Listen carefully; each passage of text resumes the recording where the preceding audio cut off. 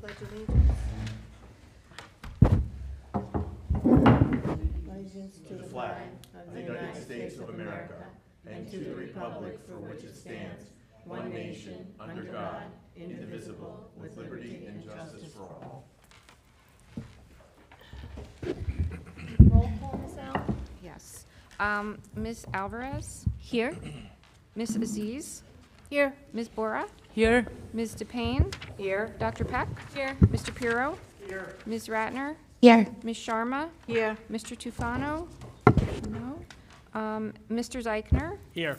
Okay, we have a quorum. In accordance with the provisions of the New Jersey Open Public Meetings Law, the Monroe Township Board of Education has caused notice of this meeting to be published and electronic notice provided by having the date, time, and place thereof posted November 28th, 2024, and December 3rd, 2025, Thanks, Pete. at all schools, on the district website, Home News Tribune, Cranberry Press, and filed with the clerk of the municipality. Thank you, Ms. Allen. You're welcome. Closed session resolution. Whereas the Senator Byron M. Beyer Open Public Meetings Act, NJSA 10:4-6 et sec. The act provides that the Monroe Township Board of Education may hold an executive session from which the public is excluded to discuss matters that are confidential or are one of the 9 subject matters listed Section 12B of the Act. And whereas that the board hereby declares that its discussion of the following subjects will be made public at a time when the public's interest in disclosure is greater than any privacy or governmental interests being protected from disclosure. Now therefore be it resolved by the Monroe Township Board of Education that the board shall go into executive session to discuss the following items. Additional items may be determined and announced as needed.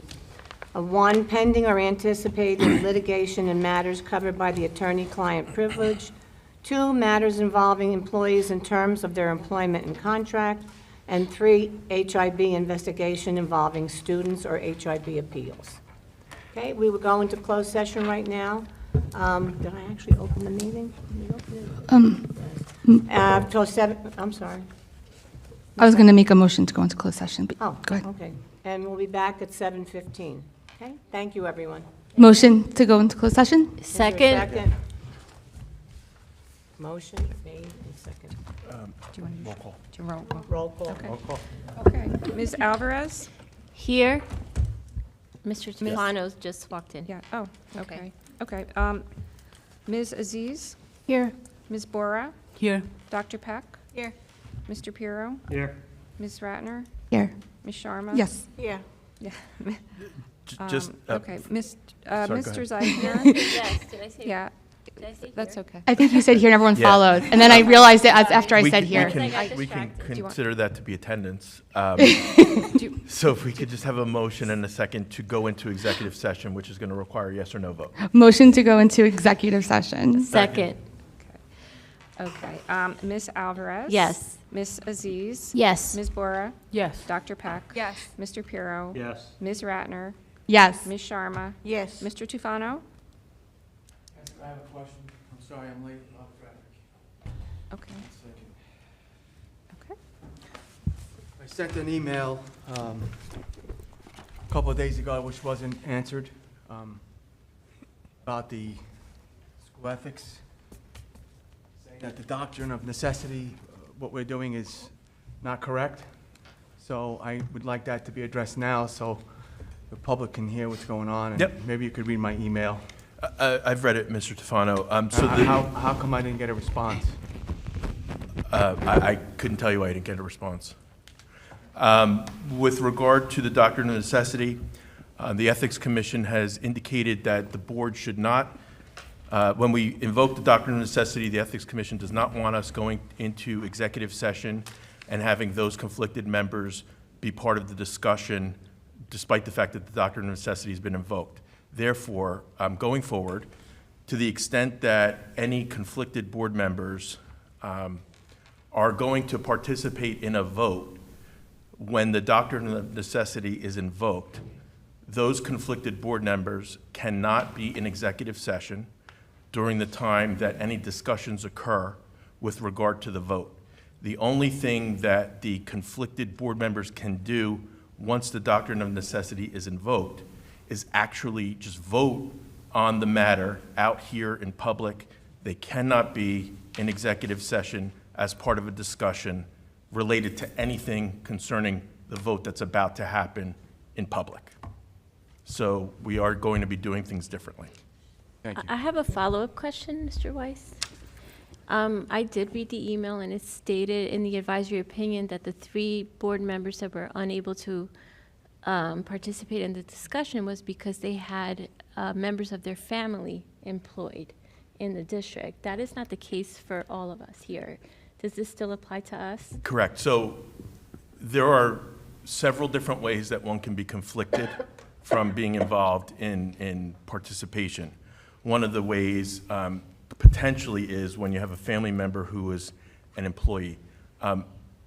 Mrs. Alvarez, that doesn't come into play here because we're looking at whether or not someone's conflicted. If they're conflicted, we don't necessarily, I'm not saying this to be flip, but we don't necessarily care about the reason why they're conflicted. The fact is that they're conflicted and just shouldn't participate at all. So while in the one advisory opinion, it dealt with the family, the only thing that we should be concerned about with regard to that situation is the fact that they were conflicted, and because they're conflicted, they're limited as to what they can participate in, and the same goes here. Conflicted board members cannot be part of the conversation in closed session. And conflicted, can you just, if you can, just quickly review what conflicted? Sure. implies? So there are many different reasons one could be conflicted. I'll give you a, for example, if a board member has a member, a spouse, let's say, who's a member of the NJEA, that board member should not be participating in negotiations, and that board member's conflicted.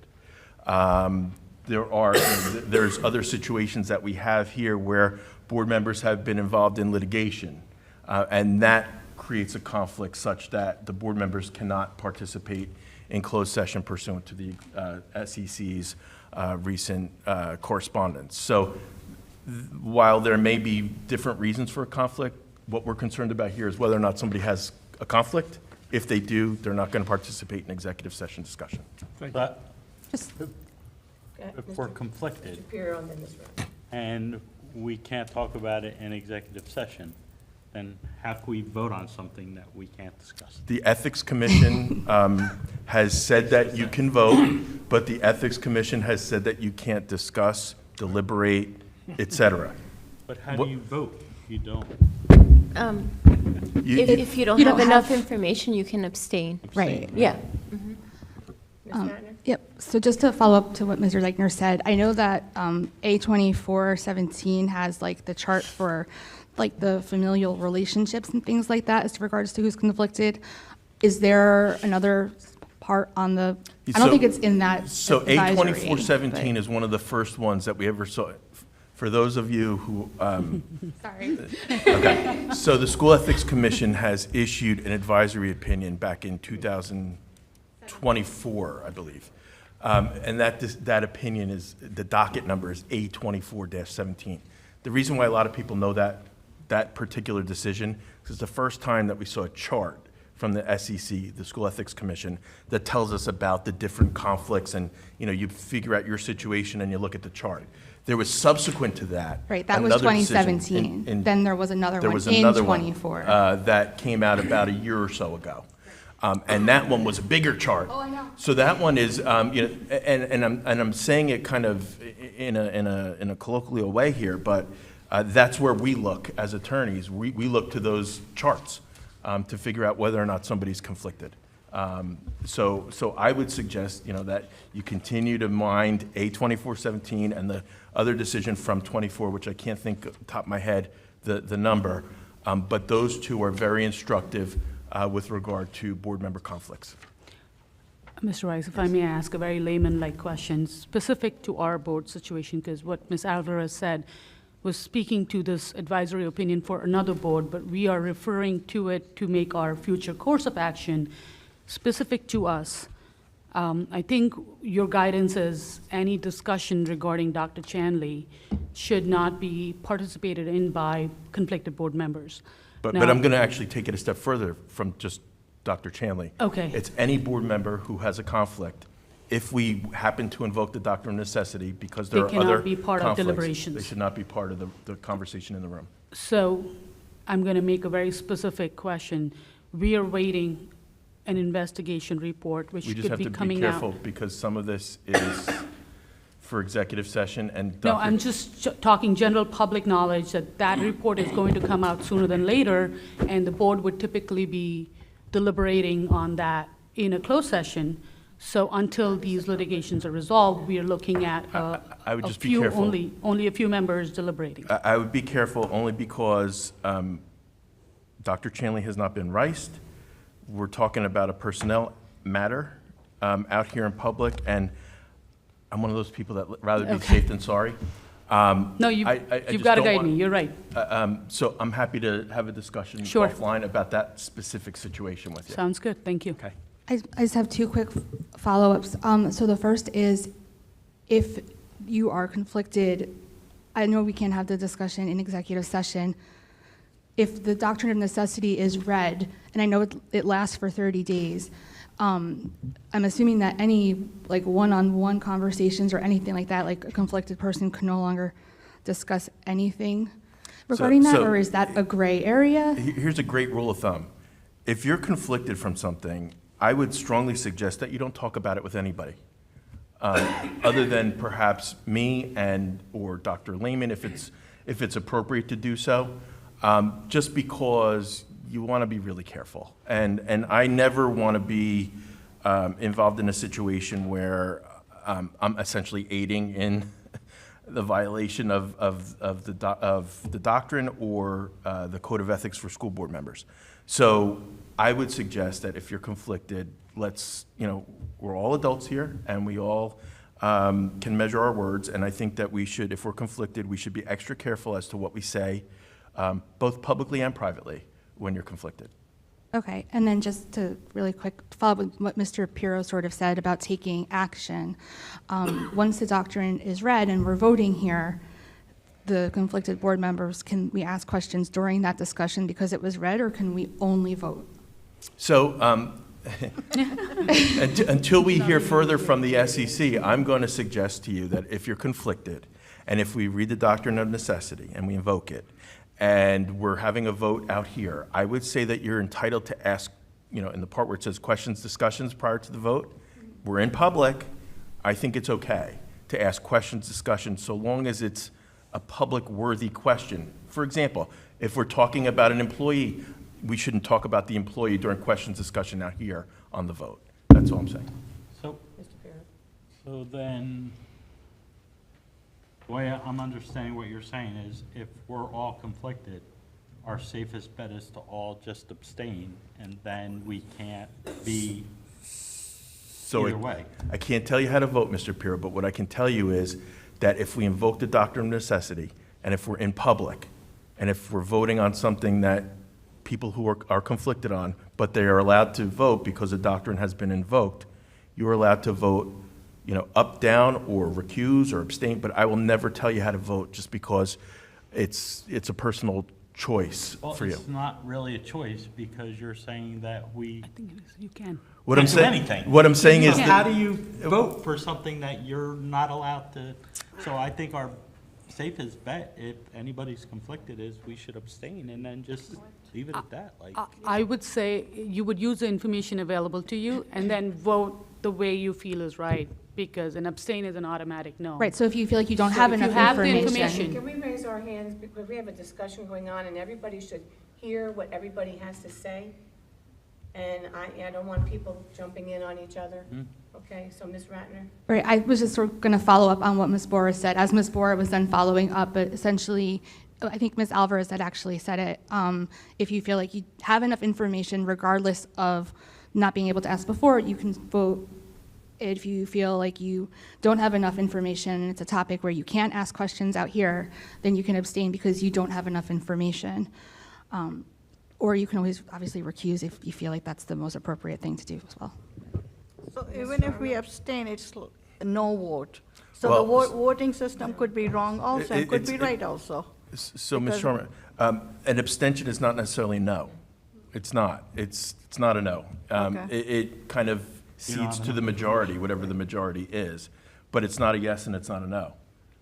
An abstention is, I'm not taking any action on this. No, I And it- understand, but if we don't have If you don't have proper enough- information enough and don't understand and don't agree, how are we going to vote yes or no? So- And it's not right for the person also, you know? Right, and so. Like we're making wrong decision. All I can say is, Yeah, no, I what you're not understand. allowed to do is you're Yes. not allowed to make votes that are arbitrary or capricious. Yes. So if you think your vote is not arbitrary or is not capricious, and there's a reason behind it, and you feel you have enough information, you're allowed to vote. Yeah, I That's- get it, okay. So who all will be attending the meeting today then in the closed session? So we're not discussing And it- that issue Nothing to discuss in closed. in closed. Yeah, I know. We can yeah. all go in. We can all go in. We all can go in. But we will be, just so the public's aware, there are two Thank you. items on tonight's agenda for which a majority of the board are conflicted. So when it comes time to vote on those two items, I would hope that the board's going to invoke the doctrine of necessity out here and vote out here. Okay? Okay. I'm sorry. You said the doctrine is good for 30 days. Are we still under the other one? No, we're not. Oh, no. is- Okay. So, from my perspective, I'm always going to suggest that the board invoke it fresh every time, just so that there's no issue. All right, thank you very much. Thank you. I have to finish taking roll call, or the roll call? Oh, sorry. It's We have to okay. finish the roll call. A point of order, I think Roll we, call on going into closed? we did the roll call, I think, up to Mr. No, Tufano. Mr. I- Zeichner. And then, Mr. right, Zeig- up to Mr. Tufano, Yes. and then it would be And then Mr. Mr. Zeichner? Zeichner. Yes? I'm a Okay. no, so Ms. it's- DePayne? I'm Um, sorry? Mr. Tufano's a no. You're He doesn't no. wanna go Oh, into wait. closed session. What was that? I'm Oh, sorry. No, I didn't okay. wanna- It's for closed No, session. we're Oh, this is yes, just for closed yes, I'm session. sorry. No, it's for closed I thought session. it was the doctrine. No. Okay. Right, and Okay, and Ms. DePayne? Yes. Yes, okay. Motion passes. Okay, very good.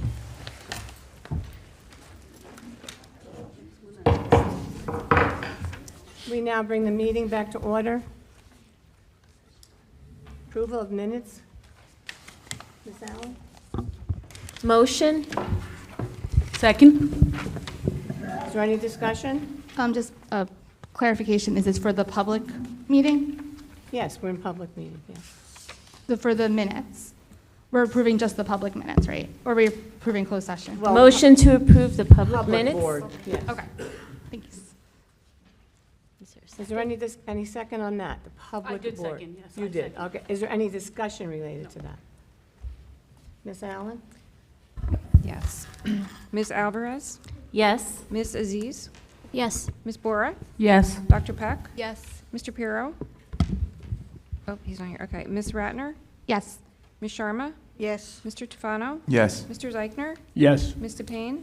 Yes. Motion passes. Now we're going to the closed session meeting of November 19th, 2025. Do I have- Motion? Do I have a second? Second. Is there any discussion related to that? Ms. Allen? Yes. Ms. Alvarez? Yes. Ms. Aziz? Yes. Ms. Bora? Yes. Dr. Peck? Yes. Ms. Ratner? Yes, but recuse on the portion where conflict exists.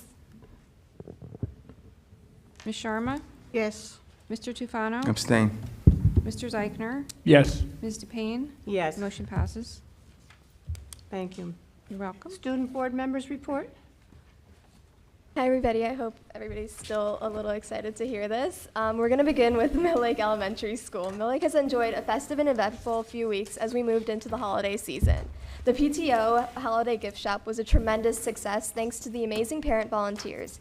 The school was transformed into a winter wonderland where students joyfully selected gifts for their families. They extend their sincere appreciation to everyone who helped make this tradition shine. This year, they welcomed a new holiday tradition, the Elf on the Shelf, Millie, named by their students. She has brought lots of smiles and mischief as she pops up in surprising places around the school each morning.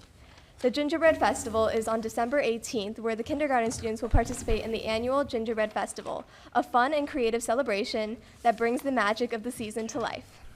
December 19th marks the 67th day of school, a highlight of their 12 days of holiday fun. Students and staff will wear 6-7 festive items for the occasion. Another fun event during their holiday fun is the Mill Lake Annual Sing-Along, led by Miss Day. They're hoping for a few special visitors.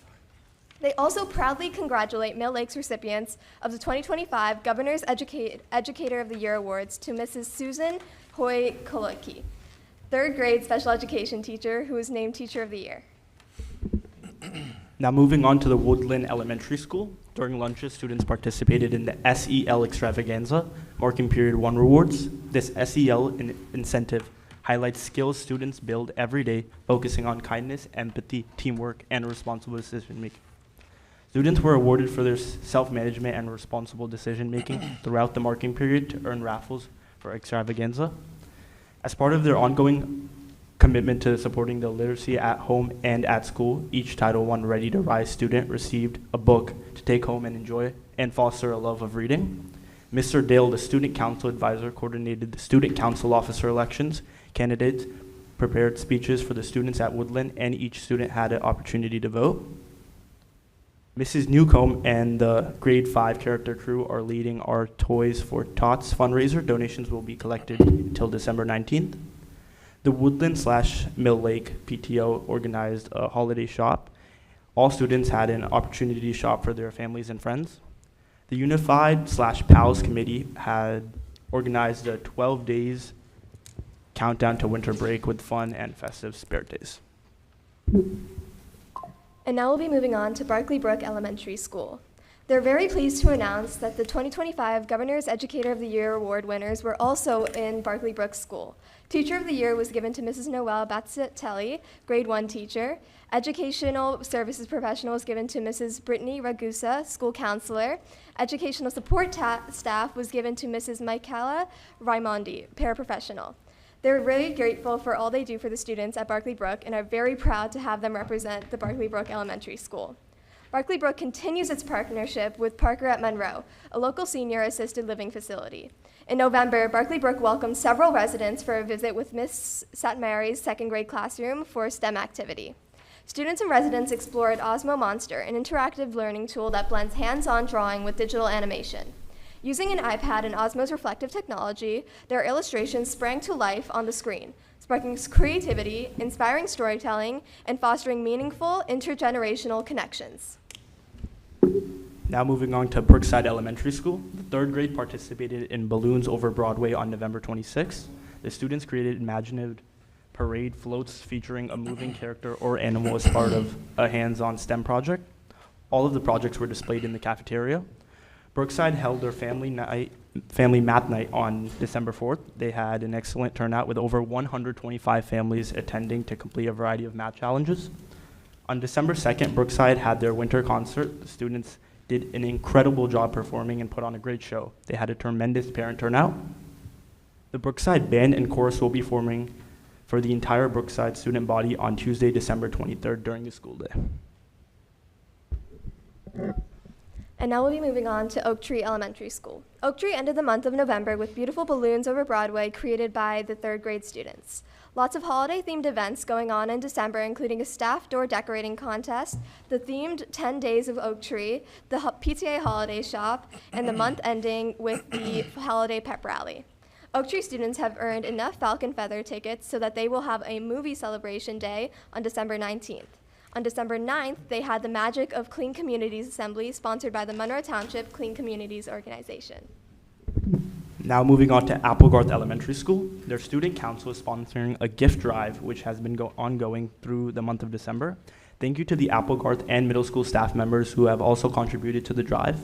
Unified Winterfest was on Monday, December 8th. The Club Code Showcase will be held on Monday, December 15th from 6 to 7 p.m. in the high school commons.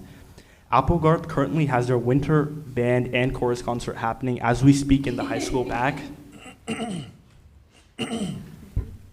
And now we'll be moving on to the middle school, who wants to begin with this announcement by thanking the middle school parents and staff who made the parent-teacher conferences so meaningful. They know how important communication is with parents into building a strong partnership to ensure that all their students reach their truest potential.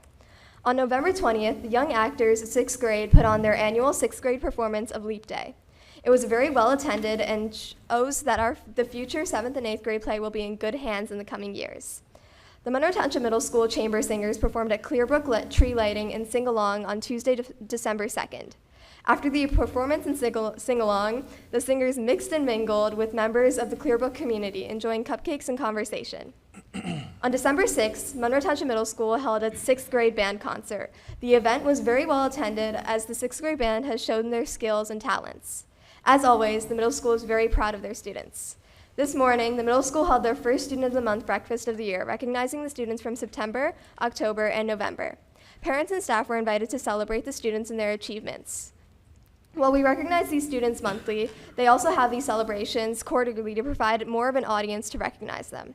On December 16th, they'll be holding their annual Monroe Township Middle School Winter Chorus Concert. Come out and see their wonderful award-winning chorus perform.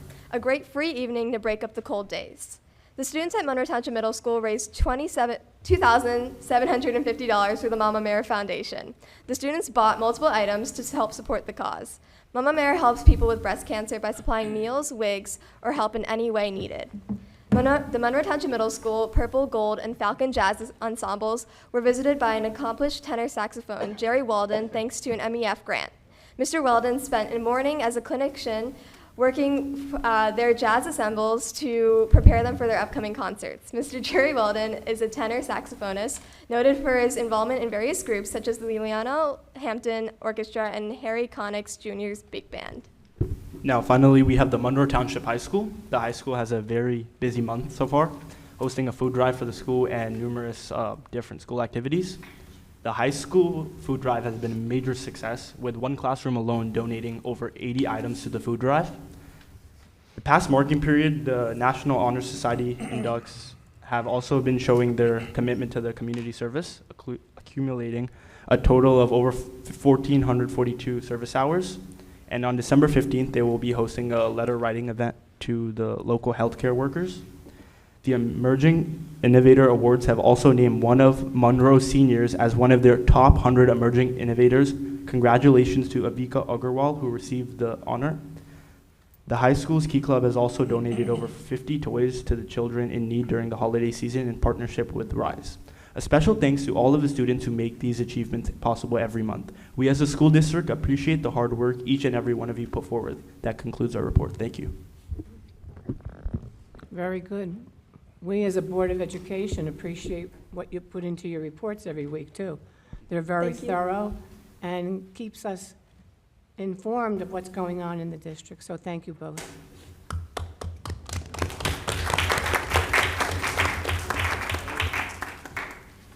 Right now, we have presentation of plaques to outgoing board members.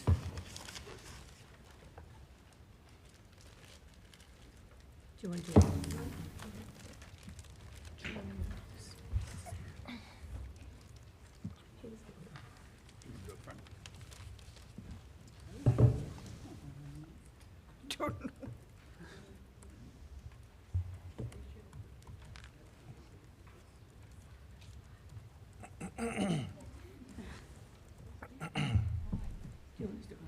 Yeah, let's go front. Yep. You want to read one first? I think Charlie's going to do one first, or second. Yep, so the mics are here, and then we can go, you and I can go front. I'm gonna stay here.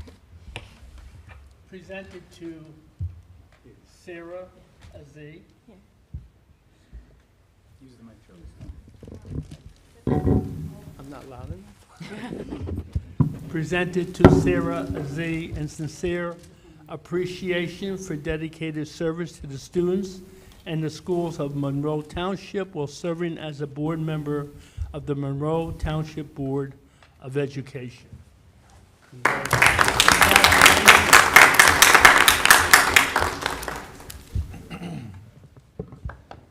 Ms. Mora?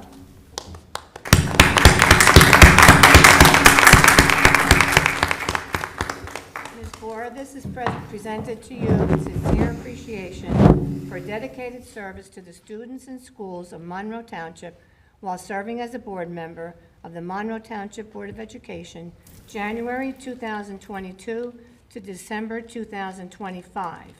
I also want to thank you for your constant dedication, hardworking, and caring willingness to do what you do here for the students of this district.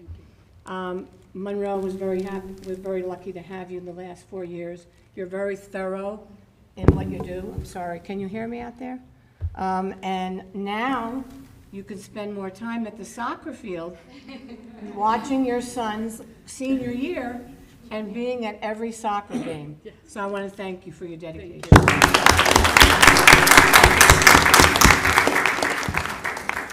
I just want to check if Mrs. Fabiano is on virtually.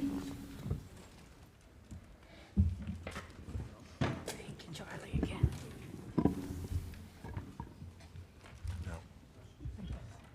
Okay. All right. Well, hopefully she'll join us virtually. I have a little speech I wrote on her behalf to present her with the award.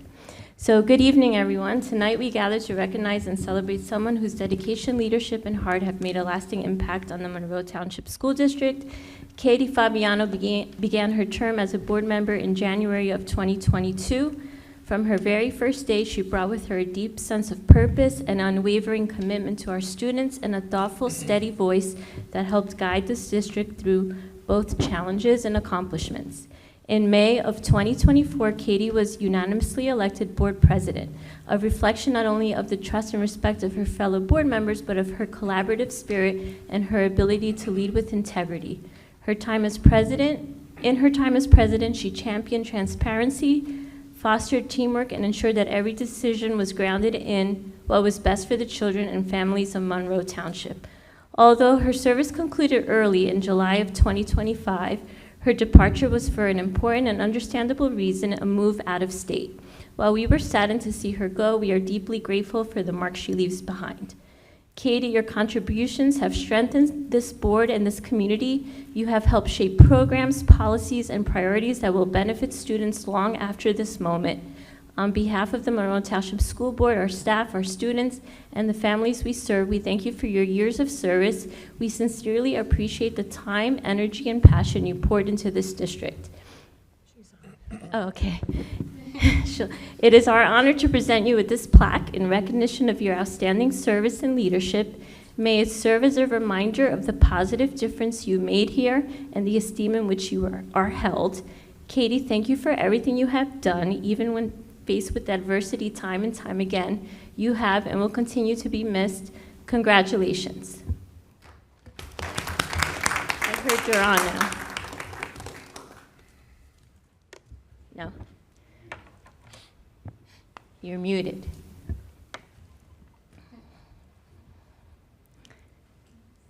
Well, I will give you the plaque personally in a couple of weeks when I see you. Congratulations.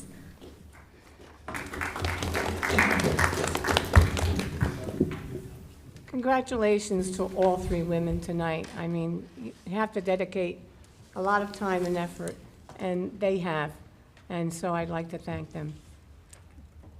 Next are the student and staff recognition.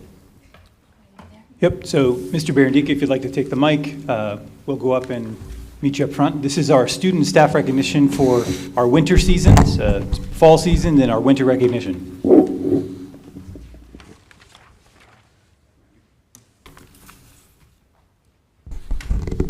So as always, I'm excited for the opportunity to highlight the success of our student athletes.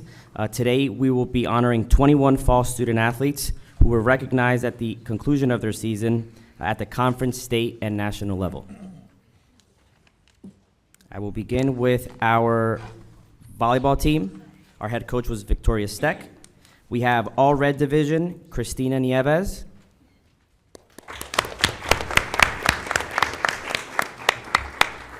And we also have Christina Latosh.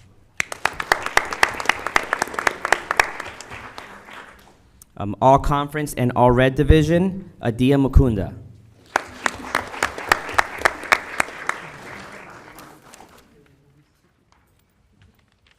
Next up, we have cross country. Head coaches Mary Howroyd and Nick Puleo. All conference, Ananya Raja.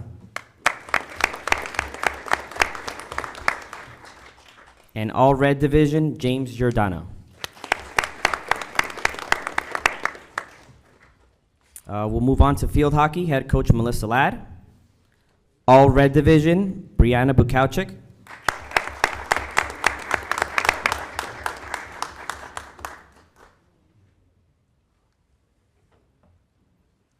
All Red Division, Victoria D'Souza.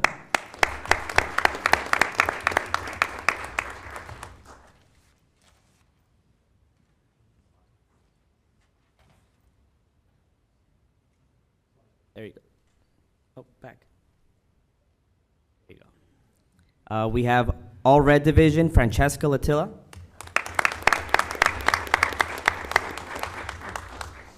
And All Red Division, Dua Majid.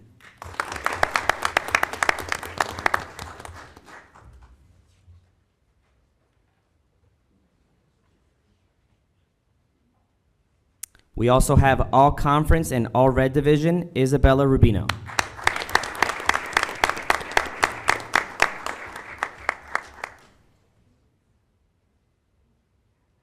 All right, next up, football, head coach Nicholas Isola. Second team All Division, Logan Richter.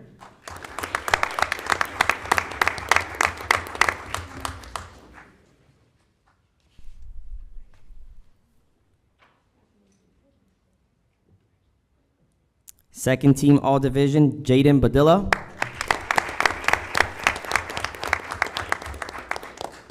Congratulations, Jaden.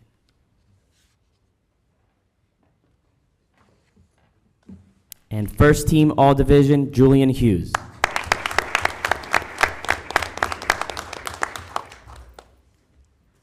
All right, next up we have girls soccer head coach Christian Jessup.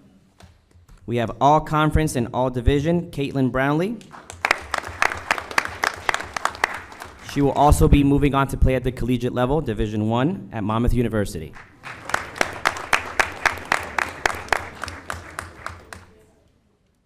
We have All Conference, All Division, and All State, Isabella Sigmund.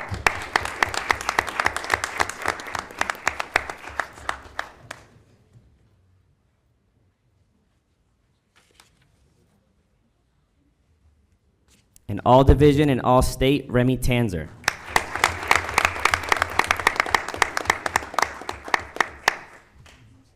All three of them also were honored to play and represent MTHS at the Conference Senior Showcase this year. And next up, we have boys soccer. I am going to ask Coach McKenzie, who is here, come up top. Join you guys so you can. All right, first up, we have All Division, Dominic Duarte.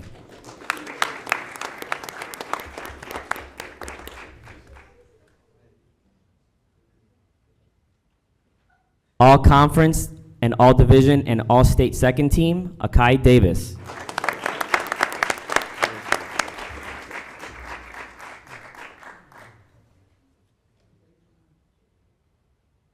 All Conference, All Division, and All State third team, Christian Tay. Christian was also selected to play at the Conference Senior Showcase this year. All Conference, All Division, and All State, Drew Offenberg. He was selected to play at the Conference and State Senior Showcases.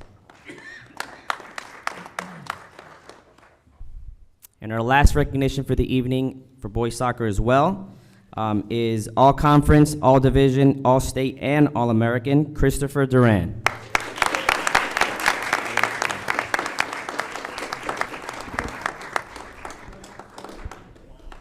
He goes by FIFO, so we do have a list of a couple other accolades, and we did want to highlight a couple of things.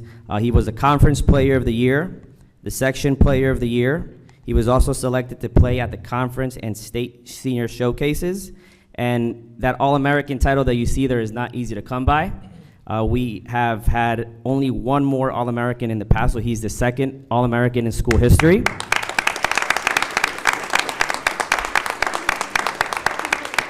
That is our first in boys soccer. He is one of 7 in New Jersey and one of 110 nationally. And he will be formally recognized at a ceremony in January 17th in Pennsylvania at the National Convention. So as always, we were very proud of you. Make sure you guys go on and do big things and always come back and remember us. Congratulations.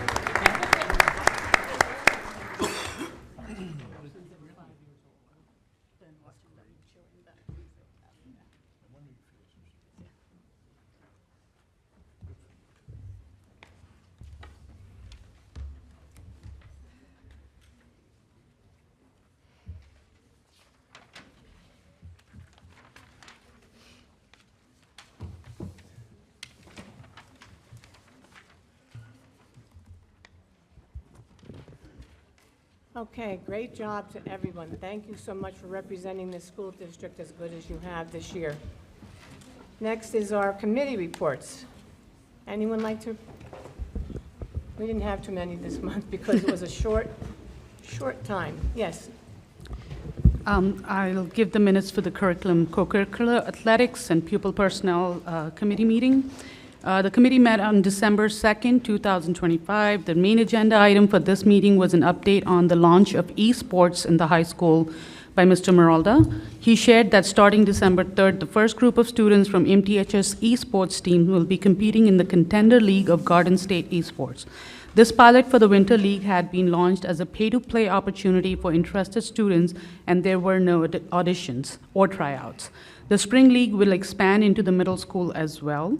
The only game for the Winter League is Mario Kart 4, but in spring we can expect to see Rocket League and Valorant added to the mix. This program is not going to be using any district budget this year. As the interest in the program increases and we reach the varsity sports level of competing leagues, the financial setup of this program can be revisited. This launch was made possible in large parts due to donations from 3 local businesses, for which we are grateful. The cost of running the program, besides these donations, was recovered as participation fees from the interested students. Please do reach out to the MTSD Enrichment Department for any more information on this new addition to our co-curricular offerings. Next, Mr. Snyder briefly addressed the committee to assure that option 2 was still live and being availed by 321 seniors. There is a deadline for applying to option 2, which is during the course selection in junior year. The seniors that missed this deadline and were trying to join in marking period 2 were informed that they did not have that option any longer. This resulted in some false information being shared by our student representative, Aditya Arora, shared with him by the students. And so he advocated for bringing back option 2 in the last board meeting, but we know that everything is as it should be. Option 2 is still going to be continued to be offered in the future years. And that concludes the curriculum report. Thank you very much. Ms. Ratner? Yeah, I just had a question, and just a quick comment. Kudos to you for advocating for that program. As far as the esports, I just wanted to, I guess, get clarification on this, because I know this is not a new thing, but it's newer to Monroe. And we've talked about like the varsity level. So this would to be considered a sport, or is it a club? So this is an enrichment activity, and that's how we're beginning this. We see this evolving into a sport at some point. That's the trajectory and the path, and in doing so, it will merge into our operating budget. It'll be a part of what we live and breathe, and we anticipate at some point it actually being an NJSIA sanctioned activity as well. Okay, thank you. Yep. Oh, and then I have my report. I just have to pull it out. Yeah. Okay. So the Legislative Advocacy and Community Engagement, as well as the Citizens Advisory Committee, met in a combined meeting on December 2nd. The Board of Education's members present were myself, Mrs. Ziz, Ms. DePayne, Dr. Peck, and Ms. Alvarez. The district administrators in attendance were Dr. Lehman and Mr. Meralda. The committee began by finalizing the advocacy letter, always a work in progress. We modified the letter to reflect the questions asked on the Department of Education funding survey, and we also added a request for senior citizen supplemental stabilization aid, that's a mouthful, which provides an additional subsidy of $500 in state aid per student for municipalities with a high percentage of senior citizens. This is something that was in place prior to SFRA in 2008, and some of the municipalities that are in a similar situation as ours have asked and advocated for this with their legislators as well on the state level. So there was a bill as recently as 2024 about this. We discussed sending the letter to the Department of Education officials in addition to our elected officials, and we're hoping that we will be able to send this out and have it on our website shortly. The next item was a discussion on the creation of the school calendar. Dr. Lehman explained some of the factors that go into creating the school calendar, and there was a discussion about some of the concerns brought up by board members and residents in the recent few months. As we know, the calendar is certainly a puzzle, and so we appreciate understanding a lot of the work that goes into it and we look forward to seeing it in the next month or two for the following year. Finally, there was a discussion about community engagement. The committee discussed ways of engaging local groups such as the Senior Advisory Council and our local PTOs. We look forward to continuing finding ways to collaborate with our local groups and others besides these that were listed as part of our board goal this year. Thank you very much. Anyone else have a committee report? Yes, Mr. We Pugh. didn't meet, but I understand, Dr. Lehman, we may have some news regarding Applegate School that the public would like to know. Sure. So we shared with the Applegate staff, and message will go out to the parents. We're looking at the Monday, December 22nd, as our first day back at Applegate School. The building will be open several days the week prior to that in terms of staff having access to it. Materials will be moved in the weekend before, and that'll give an opportunity to kind of get resettled in before we take the winter break, and we can come back January 1 or right after winter break with a fresh start and occupying Applegarth, as it stands. So that is hot off the press as of midday today. That is the revised, updated timeline from our contractors. Thank you. Does anybody have any questions? No. No?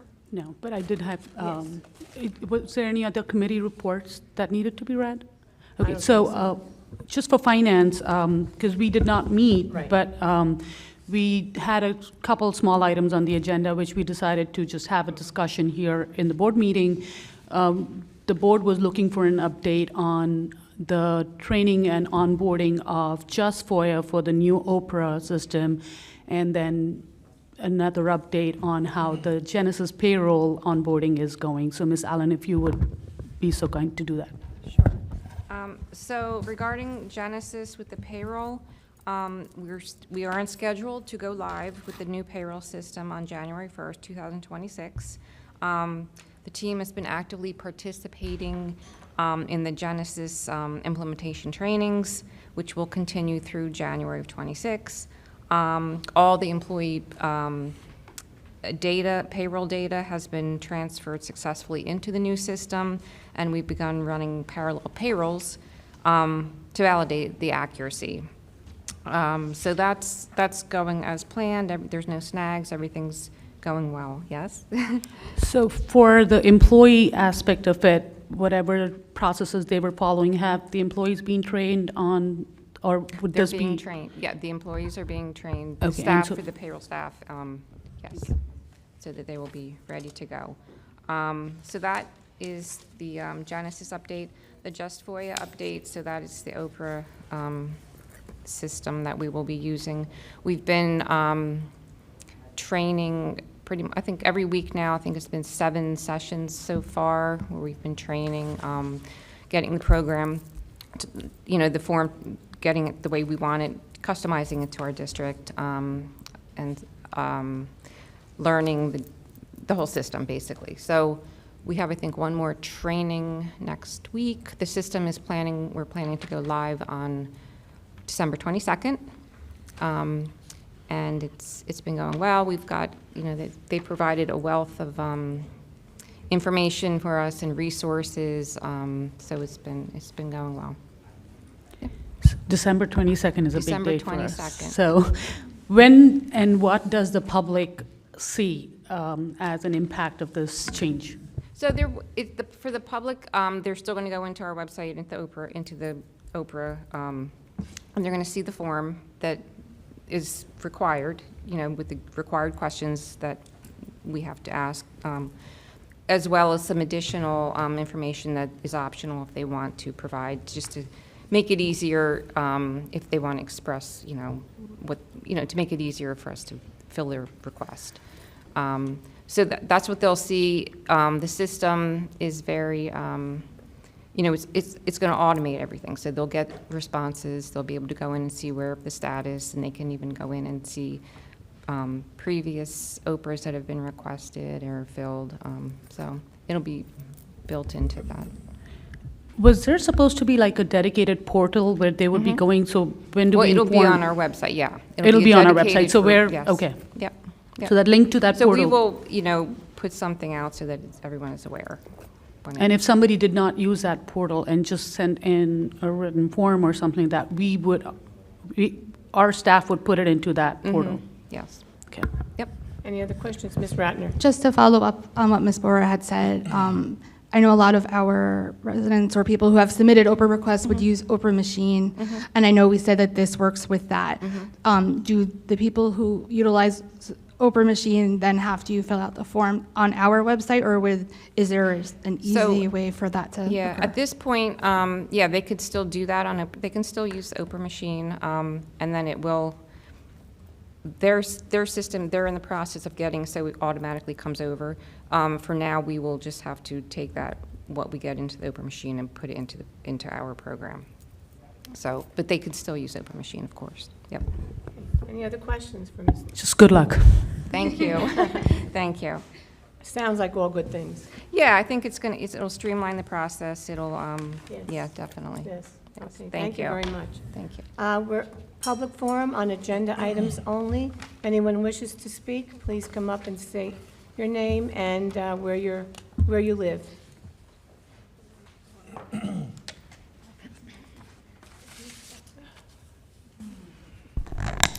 Good evening, Chrissy Skirby, Monroe Township. I want to start off by saying thank you, Ghazala. I think there should have been a much longer list of accomplishments read this evening of what you have done for this community, and you should be celebrated for everything you have done. You have been a pillar of strength here in our community. You have advocated tirelessly for students, for our staff, and for the community at large. I am happy that you and I had years to serve together on this board, and I believe that you truly did make an impact on thousands and thousands of students' lives. I admire you for everything that you have done and you have gone through. Being a board member, it's not easy, and it's not a thankless job. You are thanked by the community. You are so appreciated, more than you'll ever know, by all of the students whose lives you've touched. Thank you so much for everything you've done, Ghazala, and thank you for staying with it even when it gets really tough sitting there around the table and when you have a lot of people that are not there for the right reasons. So I thank you for always standing tall and making sure that you did what was right. I do have a couple of questions. So I'd like to know whose decision it was not to hold Buildings, Grounds, and Transportation Committee meeting? Is anybody going to answer since the president of the board just walked away? Do you want to ask all your No, questions first? I would like to know whose decision it was. So I met with all the district personnel relative to their agenda items, and in terms of BG&T, there were no imminent contracts to approve or share bids or anything like that. And with the quick turnaround since the last board meeting, we determined that meeting didn't need to occur. And finance, was it the finance chair's decision to cancel the meeting?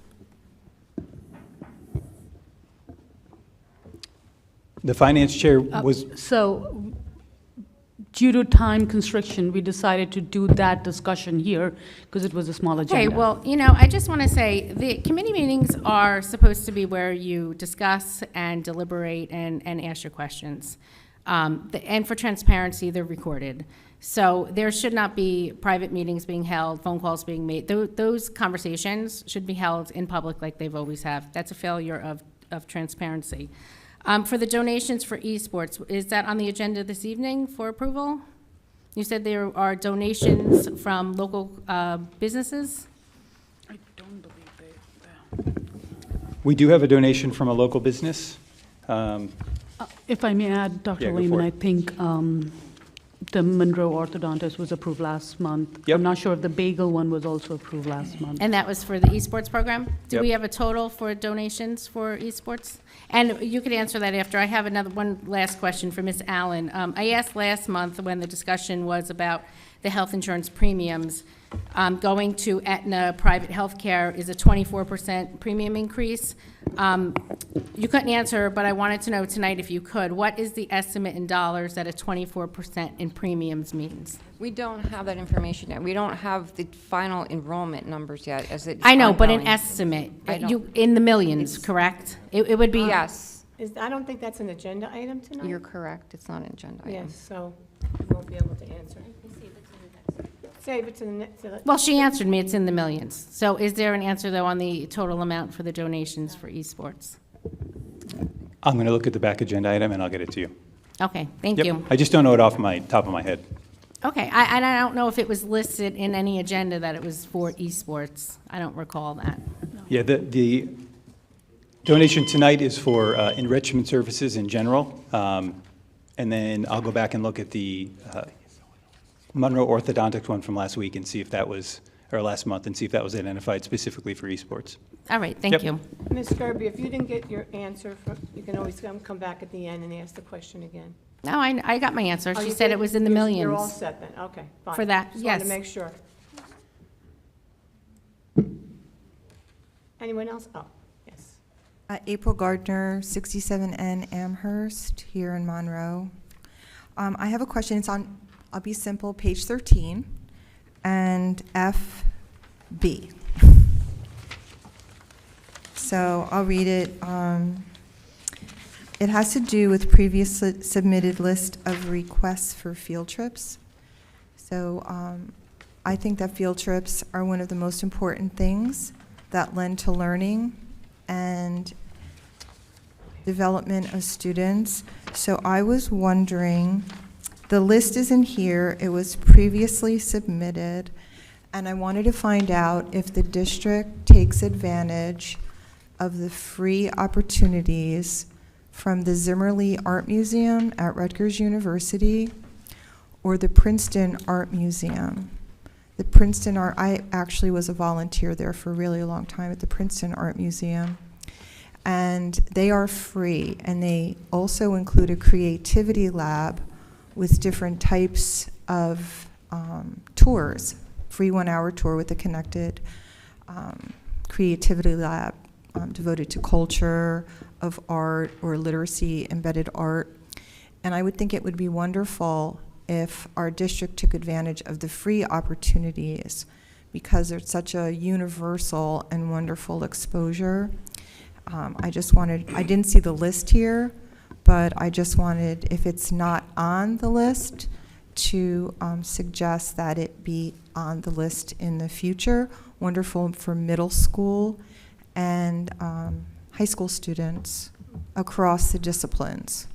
And the Zimmerly is the largest, they house the largest collection of Russian art here in, I think, on the East Coast. It's really wonderful. So free is free, my favorite 4-letter word, free. And I didn't see the list, but just as a suggestion. Thank you, yeah, and they're not currently on the list. What we do is we approve them as they're submitted to attend, and that list is a monthly list that we submit. So they're not currently on the list, and I don't recall us attending there, but I will certainly, I wrote them down. I'll share them with our supervisor of arts, and just so he can share it with the staff and see if those would be a curricular alignment with anything we have going on. Okay, I can give you the name of the woman who runs it. Their online system isn't up yet, but they're putting in tours at Princeton now, beginning in March till the end of the year, and for next year, they have an online system, but it didn't go active yet. Okay. And all you have to do is call the Zimmerly. All right, thanks. Thank you. Thank you. I can't remember the last time I walked in here and there were fewer people in the audience. I'm Dave Ratner. I live with that woman over there. And I am not going to perpetuate this too long, but I was fortunate enough to have the Applegarth concert coincide with Gazala Love Night. And Gazala is wonderful, and appreciate all of the amazing things she's done for the town and the district and helping in the board. So I will close out by saying thank you all for all of your work, and for everybody who's put in time to help support this district. And amen for Gazala. She's tremendous. Thanks so much.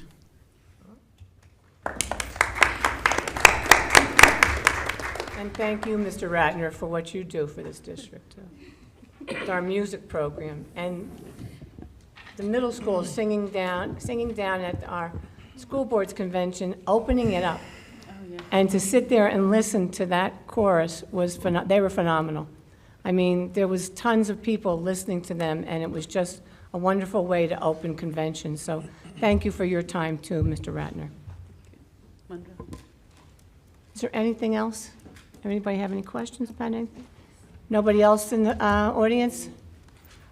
Okay, we'll go on to the superintendent's Sure. report. So just, there's a lot of highlights. Our student board members did a phenomenal job on touching on many of them, but we have all our winter concerts. Tonight was our Applegarth concert. If things were set up differently and we got out in time, I was going to invite us all to walk down there and listen to it, but I believe it's over by now. We had Winter Wonderland events this week. We had a unified winter celebration, and we had the Red Cross. I would call it a similar to the Haunted High School event, scaled down a little bit, but we had Santa Claus there. I saw Elsa there, so it was a great event. And then we also have, in terms of curricular programming, was able to catch a few of the engineering and design mid-year presentations. I know Ms. Bora was there as well. Tremendous, and those mid-year presentations evolve to the final year presentations, and there's usually prototypes associated with the projects they presented, solving problems in the world. So excellent presentations, and in a tremendously busy time of year. But one thing I wanted to highlight this week was we spent Monday visiting each of the schools, awarding the Governor's Teacher of the Year, the Educational Support Professionals of the Year, and our Educational Support Staff of the Year recognitions. It's a highlight of the entire district. All the staff, whether they receive the awards or their colleagues are receiving the awards, they look forward to the day. They look forward to recognizing and celebrating their colleagues for their work and their dedication to the community and the students. And we will be recognizing them as we always do in the spring. So it's something we have to look forward to. We typically do it in May. So once we establish the schedule next month, we'll plan that out. But that was something that takes the better part of Monday this week. But everyone appreciates it. Everyone from the transportation staff, central office staff, and then every single school building. You can hear the cheers in the parking lot as we walk and we move to the next building as the names are announced. So I just wanted to highlight and say that congratulations to all our recipients, and we look forward to recognizing you formally in the spring. And with that said, we'll go through. Dr. Lehman, if I may just add to what you just said, Mr. Payne. So the engineering design and development presentation that I saw, it was a capstone project idea presentation. And I have to say, if this was the last thing I did as a board member, I am super fortunate, because I saw kids, 7 teams propose ideas for solving a whole variety of problems in the world. And now they're going to start building the prototypes. And I'm an engineer by education, and that was something that I did in my final year of engineering. So the opportunities, and I know it's 20 years later, but still the opportunities that our kids have, and I believe is tied to the Project Lead the Way program. And Ms. Gauri Shankar is amazing. Those students blew it out of the park. I was very, very impressed. I think we have one-of-a-kind program here in Monroe Township. And these students have an opportunity that I hope they keep taking advantage of batch after batch. I was thoroughly impressed. So kudos to everybody for putting together such a great program. Yep, absolutely. And the kids network with industry experts all over the country for their projects. Right. So that was just so impressive. Yeah, and just to highlight, we had representatives from Bell Labs on the panel. We had engineers from Jack Tool. They always come, and they've been a partner with us for many years. As well as other community members. Ms. Bora was there. And it's just a great experience. 2 sample projects. One of the problems the students were trying to solve is addressing the affordability of prosthetics and how it's an unreachable solution to many health problems. And they analyzed, they took surveys, and they actually have some ideas on how to create durable, affordable, and their price point is $250 to $350, so we're talking extremely affordable prosthetics. And another project was addressing, many of the new cars have alarms and alerts that alert you when a car is changing lanes or braking in front of you, but there's a recognition that not all cars are new enough to have that technology. So the problem would be to solve the alert problem. If a car is stopping in front of you, but you happen to have a car that's older that doesn't have that technology built in. So they have ideas on how to use LiDAR and other things to make an affordable solution. I believe their target price point was somewhere around $50, $30 to $50, that could plug and play in a late model car to increase the safety. So just to give you the range of health and wellness problem to a technology problem. So. And they communicated with our community members, like Monroe Sister Living and places there, because one of the projects was how to address the shoulder and back pain that happens to wheelchair users. So they tapped into our own community to get, the research data. So it was all very impressive. Networking, their, just the whole acumen, engineering acumen, everything was very impressive. Yep. All right, so I'll move into the recommendation. So this would be 10-member vote under personnel. It's recommended that the acting superintendent recommend the approval of items A through J under the 10-member personnel. Motion. Second. Any questions or comments? Ms. Allen? Yes. Ms. Alvarez? Yes? Ms. Aziz? Yes. Ms. Bora? Yes. Dr. Peck? Yes. Mr. Pirro? Yes. Ms. Ratner? Yes. Ms. Sharma? Yes. Mr. Tufano? Yes. Mr. Zeichner? Yes. Ms. DePayne? Yes. Motion passes.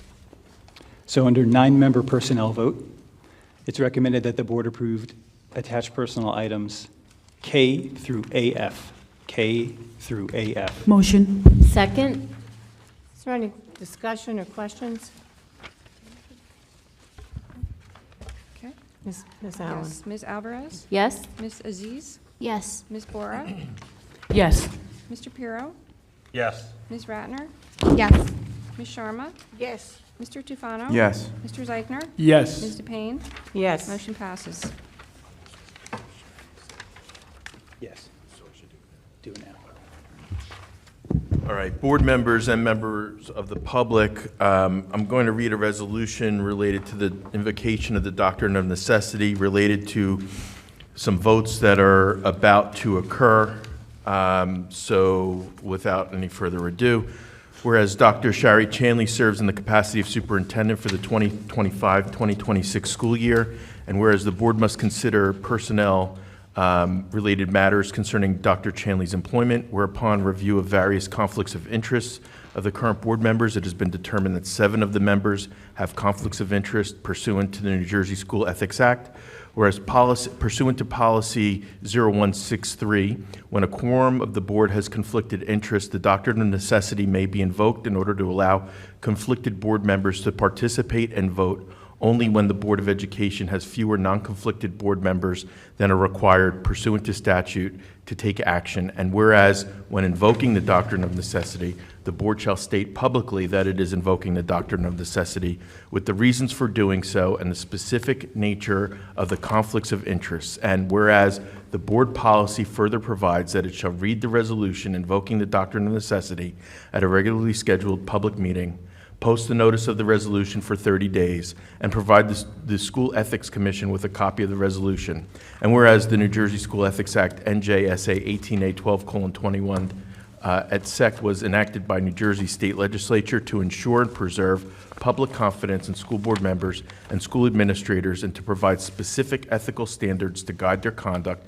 And whereas the School Ethics Commission has provided guidance regarding the invocation of the doctrine of necessity when a quorum of the Board of Education is not available because members of the Board of Education have conflicts of interest on a matter required to be discussed and voted upon. And whereas the board intends to vote on issues concerning Dr. Chanley, whereas members of the board have conflicts of interest that would prevent their participation and vote on the matters related to Dr. Chanley are as follows.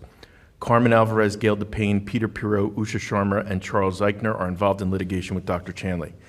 Sarah Aziz was previously involved in litigation with Dr. Chanley. Kate Ratner's husband, David, is a teacher employed by the board.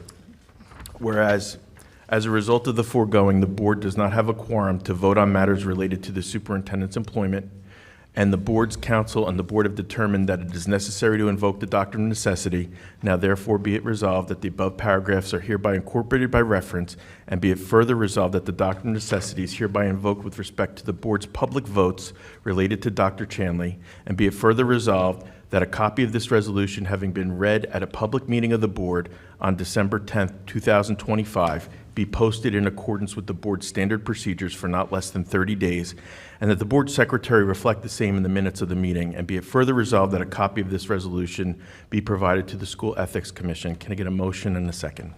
Motion. Second. Any discussion?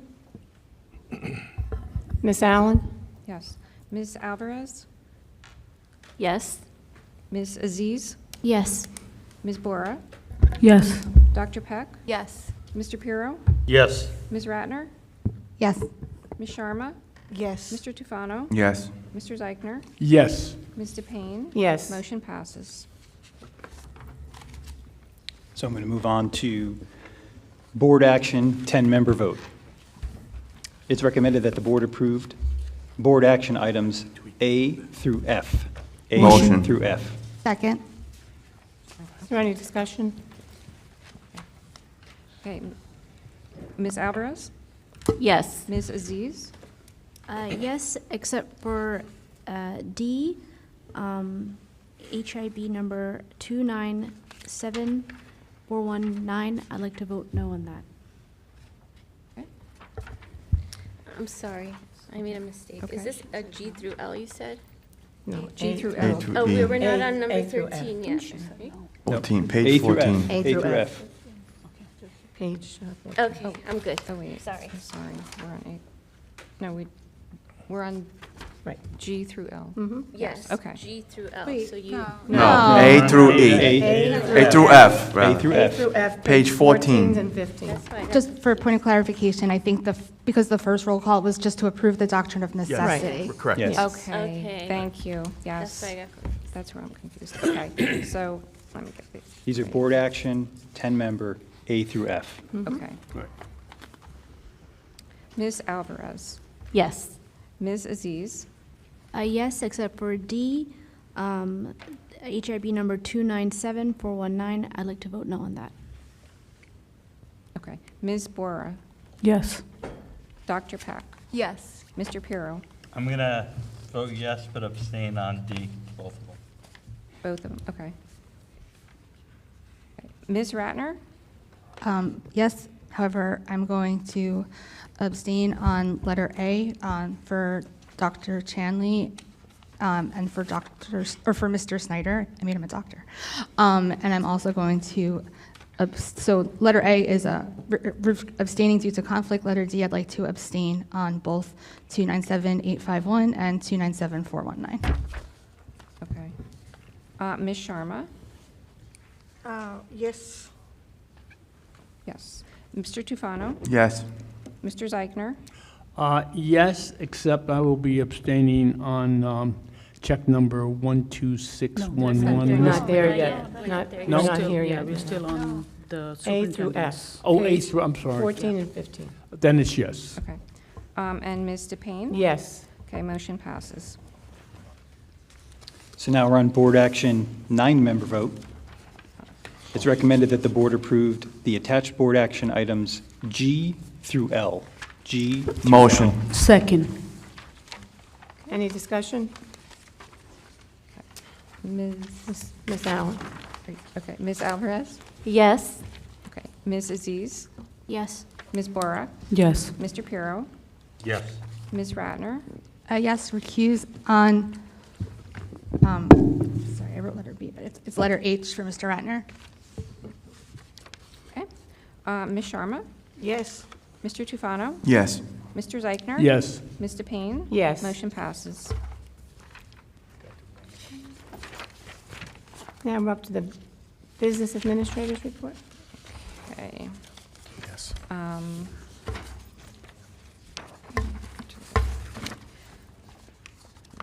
Okay, so, to get to the, sorry. That's okay. Take your I time. know I promised it. You had.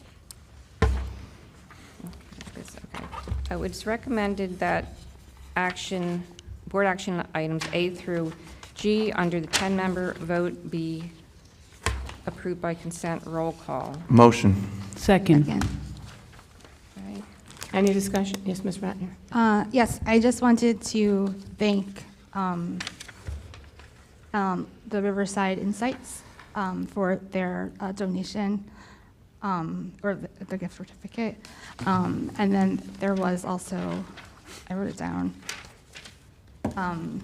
the letter G, our donation of the sponsorship from the Monroe Township Boot Club for $1,000. So thank you to both of those groups. Okay. Anything else? Ms. Allen? Yes, Ms. Alvarez? Yes to all, abstain on check number 12611. Okay. Ms. Aziz? Yes to all, abstain on check number 12611. Okay. Ms. Bora? Yes. Dr. Peck? Yes. Mr. Pirro? Yes to all, but abstain on check number C12611. Okay. Ms. Ratner?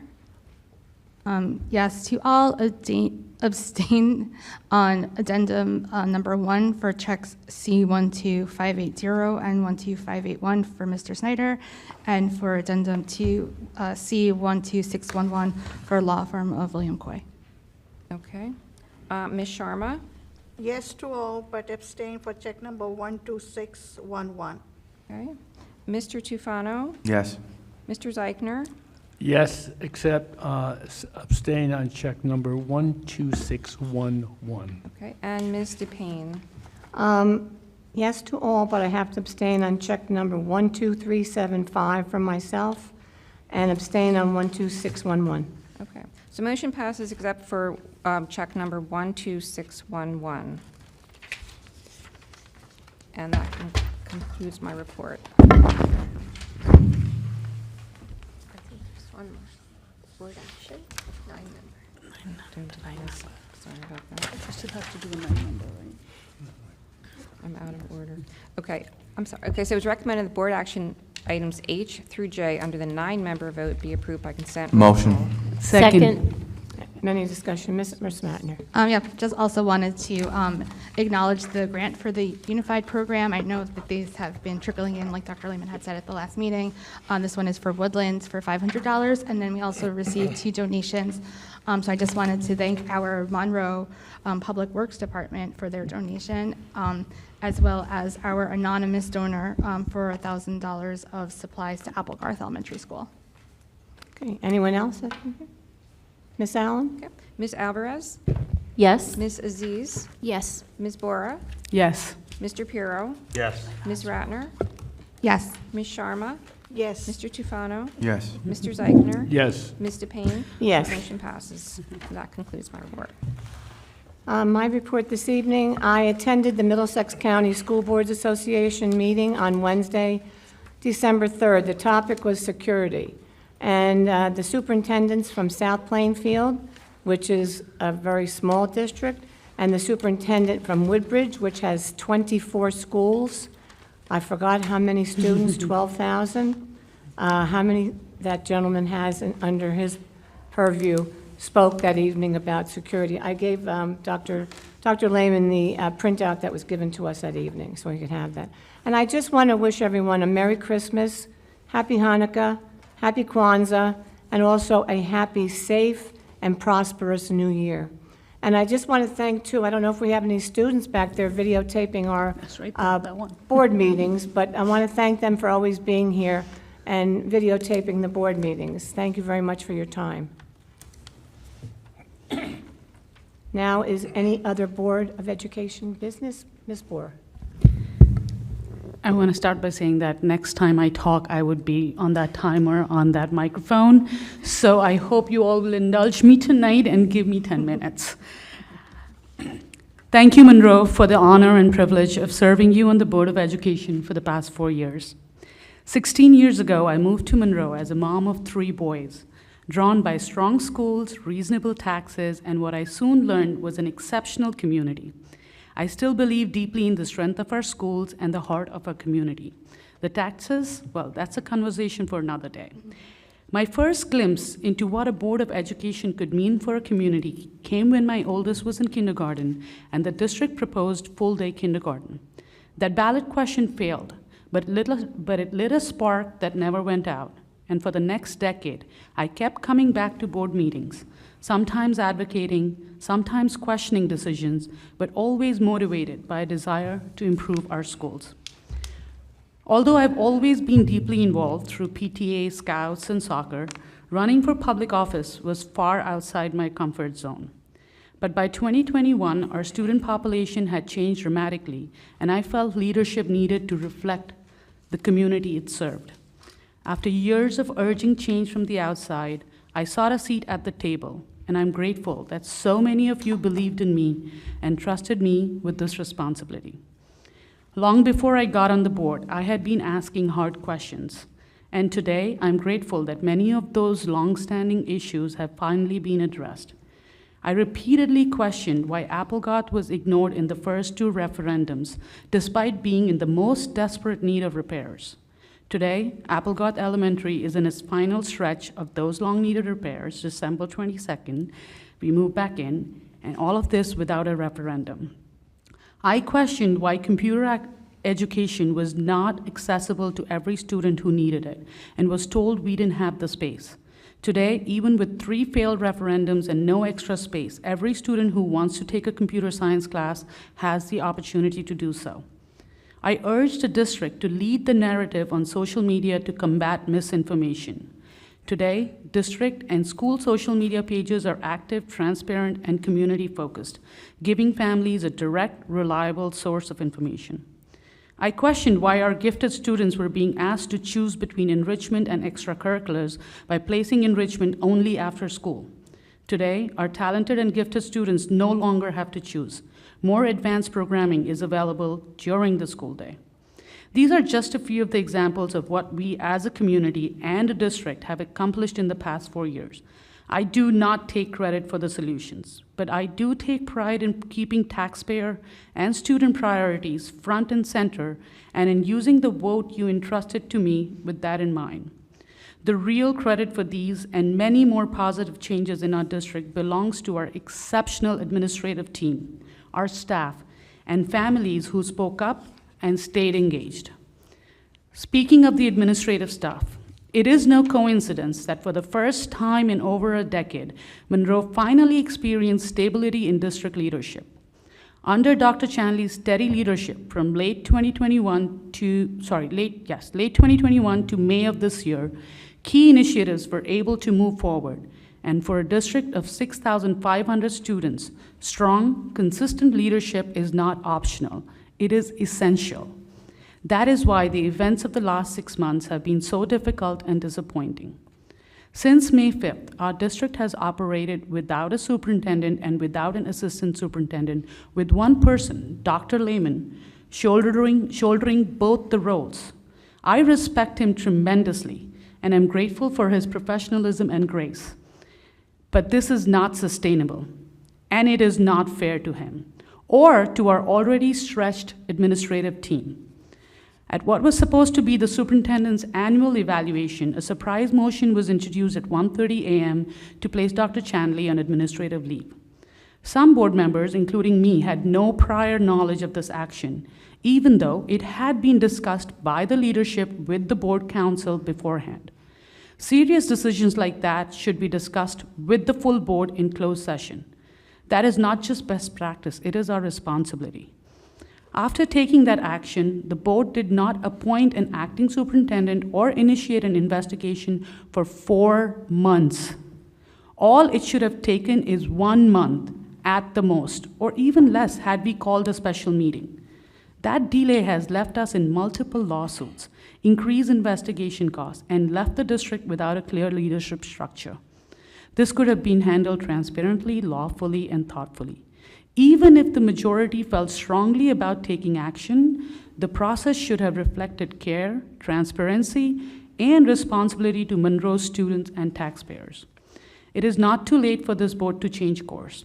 When the investigation report is complete, I urge the board to act swiftly and decisively, share information promptly, call special meetings when needed, and work as a board of 10, not a board of 2 or 6 or any faction. Prioritize the institution over personalities and the students over politics. Monroe deserves nothing less. Over my 4-year term, I have served with 17 different board members across 3 different board configurations, and I have learned something from each of you. I hope I was always respectful, and if in moments of passion I was not, I offer my sincere apologies. Disagreement does not have to become disrespect. We all serve this community in our personal time, and we all deserve dignity. I have never met a board member I agreed with 100% of the time, and never met one I disagreed with 100% of the time. A strong board needs independent voices and courageous, principled votes. When I ran with Kate Ratner and Katie Fabiano 4 years ago, we made a pact that running together did not mean voting together, and we have stayed true to that promise. I am proud of how I served. I stayed grounded in the community, I voted independently, I did not bend to social, political, or personal pressure. And despite what has sometimes been said, I never used my position to seek special treatment for my own children. If anything, being a parent while serving gave me a deeper understanding of how decisions affect families across Monroe. I'm an engineer by education, a business executive by profession, and an immigrant who grew up in India before coming here at the age of 21. Nothing in my background pointed towards serving in public office on a board of education in an American town. So when I was elected, I committed to learning. I prioritized professional development, and I'm proud to have earned the certified board member designation through NJSBA. I have served on 5 different committees, served as a vice president of the board, and I have chaired the finance and curriculum committees over the last 2 years, spearheading several initiatives to benefit the students and taxpayers of Monroe. Balancing 20 hours a month of volunteer service with a full-time job and 3 kids was not easy. My family made sacrifices alongside me. I owe my deepest gratitude to my husband and my 3 sons, who supported me even when they did not wholeheartedly agree with my decision to run, and who stood by me during public attacks, including those that touched them. Some here have called me selfish. If I were acting out of self-protection, my choices would have looked very different. My family allowed me to stand firm in service to the community even when it was hard for them, and for that, I am forever grateful to them. To the people of Monroe, you have been my compass and my strength. You were the reason I showed up month after month, whether it was mobilizing support for the 2024 budget question, seeking feedback, or spreading awareness with clubs, scout groups, sports families, cultural organizations, faith communities. You always showed up. To my networks through soccer, PTA, scouting, Monroe Indians for Civic Action, and the Monroe Muslim community, thank you for helping mobilize crucial votes and for believing that this work matters. This is your district, your investment, and your future. As I step away, I hope some of the incredibly talented people in this community will step forward, first to be active and informed, and then eventually to run. The district needs you. The students need you. The work is challenging, but the reward, the chance to shape something meaningful, is immense. All you need is the willingness to serve and the resilience to ignore the noise.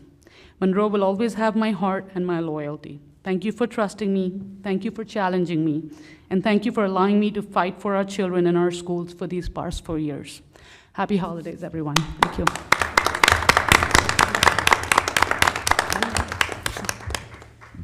Is anyone else? Yes, Mr. Tufano. 2 things. One, Ghazala, you are an excellent mom, a great community member. You volunteer a lot of your time to help the people in this community, and that's wonderful. You are an excellent board member. You're the perfect example of what a board member should be. Just you read everything that I was going to say, so.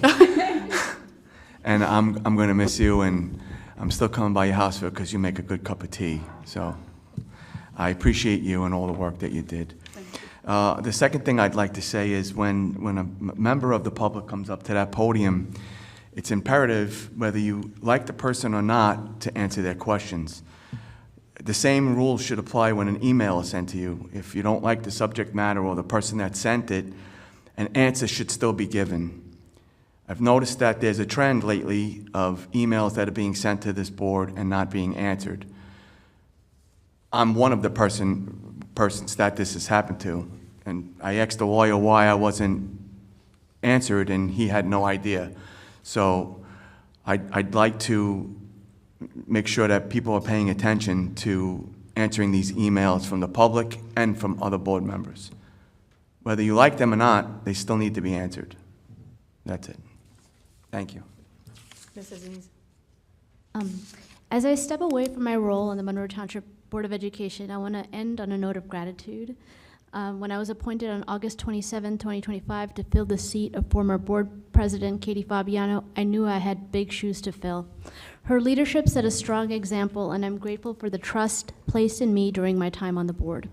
To our current leadership, Board President Gail DePayne and Board Vice President Carmen Alvarez, thank you for your steady guidance, your professionalism, and the way you lead with both heart and purpose.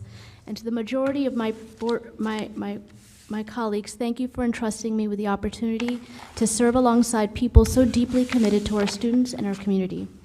Though my service here has been brief, it has given me a genuine appreciation for the work that goes into supporting this district. I have seen firsthand the dedication of our educators, our administrators, our families, and our community members who show up every day for our students, and it has been a privilege to contribute to that mission, even in a small way. Thank you for the trust, the support, and the opportunity to serve. I wish this board and the community the very best in the years ahead. I hope everybody has a wonderful holiday season and a very happy and safe new year. Thank you. Thank you. Ms. Ratner? So really quick, I just wanted, I know Dr. Lehman mentioned Winter Wonderland. I actually happened to go last night with my son. It was fantastic. Like you said, it was sort of like a scaled down haunted high school, but there were a lot of unique things about it. Like there were a lot of science activities, which my son loved, which I wasn't really expecting at a Winter Wonderland, but it was perfect for him. And, you know, I just wanted to, you know, say kudos to everyone who was involved with that. It was nice to see a lot of the different clubs that were involved. And then I also did want to share just a very little bit about the legislative committee meeting that we had this past Saturday. Vin Gopal was our guest speaker, so that was really exciting for us. This is either his second or third time speaking at our committee meeting for school boards. And so it's really nice when he comes. He usually has his aide there and they bounce back and forth, and he tends to talk really fast, but he has a lot of things to say. And so there was some discussion on, there's now actually 2 major funding bills, which is actually something when I emailed the updated letter today, I sort of tried to put that in there because when we first made it, there was only one, but now there's 2 competing ones, but Senator Gopal is the sponsor for one and then the co-sponsor for the other one anyway, so they're trying to find a way to bring them all together and compromise. Another really interesting thing that was brought up was about a pilot discussion, which is payment in lieu of taxes. Mm-hmm. Yes.